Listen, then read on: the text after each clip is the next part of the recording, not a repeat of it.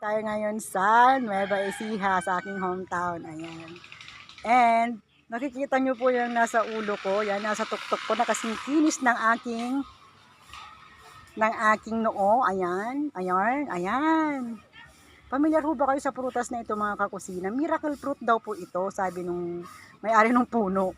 Ayan. At ang babaho niya, ayan lang siya. Ayan lang ho yung pinakapuno niya. Ayan, ayan, ayan. Ayan lang pinakapuno niya. Tapos ang ganda ng pagkakasanga niya. Ayan. Tapos ang baba ng kanyang prutas. Ayan kanyang bunga. Ayan. Abot na abot. And malaki siya mga kakusina. Para lang siyang buko. Ayan.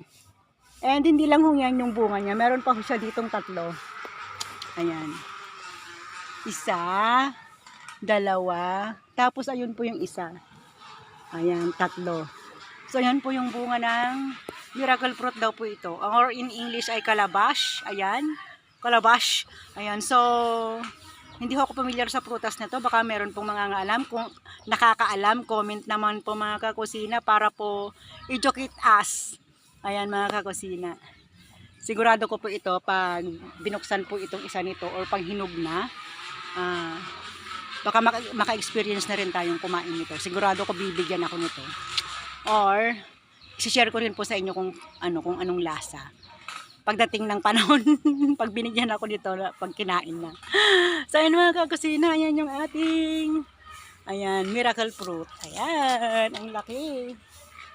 Ayan, ayan lamang mga kakusina. Stay happy and healthy. Love, love.